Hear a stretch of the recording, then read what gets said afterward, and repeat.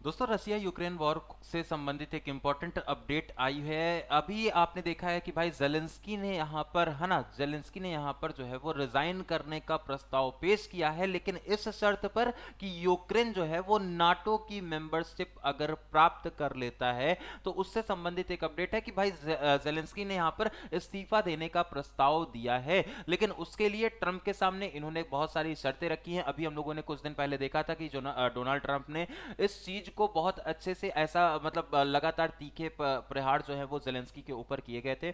उसी को ध्यान में रखते हुए यहाँ पर एक अपडेट ये है, भाई जेलेंस्की ने इस्तीफा तक देने का फैसला कर दिया है, लेकिन उन्होंने एक शर्त सामने रख दी है।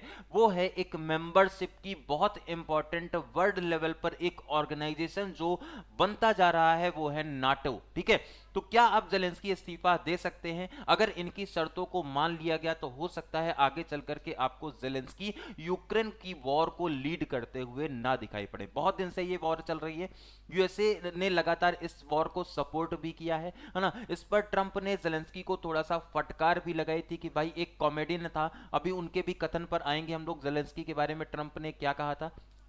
उससे पहले जेलेंस्की के बारे में देख लेते हैं कि भाई इन्होंने जो है यूक्रेन के राष्ट्रपति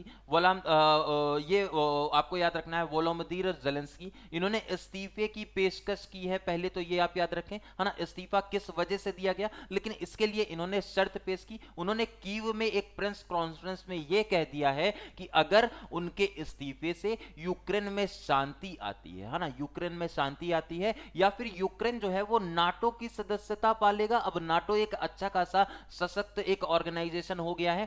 अगर यूक्रेन को नाटो की सदस्यता मिल जाएगी तो उस समय पर वह खुशी खुशी अपने पद को भी छोड़ने को तैयार है। तो यूक्रेन की शांति के लिए एक यहां पर त्याग करने की बात कही जा रही है जेलेंस्की के द्वारा, है ना। इसकी वजह से ये अपने राष्ट्रपति के जो पद पर बैठे हुए लगातार इस वॉर को नेतृत्व कर रहे थे, उस प्रोसेस को ये खत्म कर देंगे, है ना। कुछ दिन पहले अमेरिका के डोनाल्ड ट्रंप, आपको भी पता है, जेलेंस्की पर बहुत तेजी से निशाना साधा था। इसके बारे में इन्होंने इन्हें कॉमेडियन तक कह दिया था, है ना।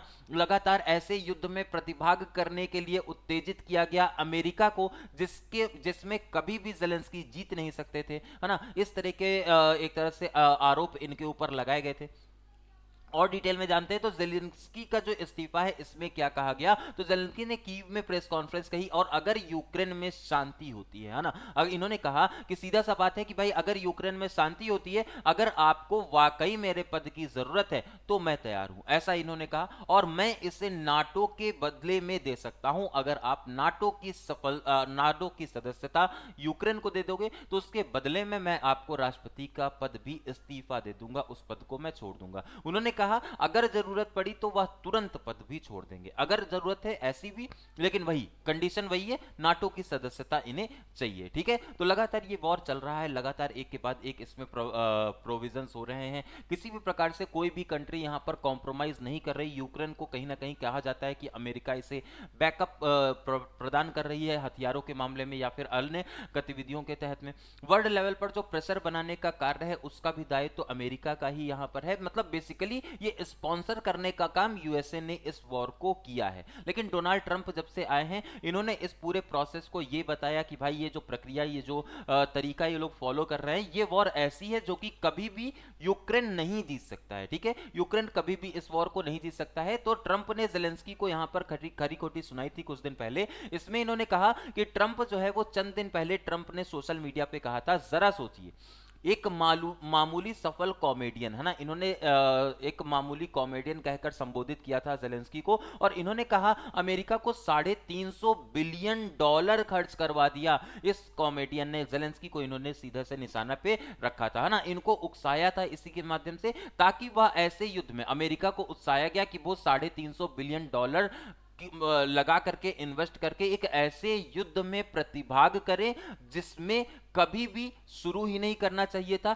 लेकिन ऐसा युद्ध जिसे वह अमेरिका और ट्रंप के बिना कभी भी सुलझा भी नहीं पाएंगे। ये अमेरिका और ट्रंप के बिना ये युद्ध कभी भी सफल नहीं हो सकता, कभी भी ये युद्ध जीता ही नहीं जा सकता।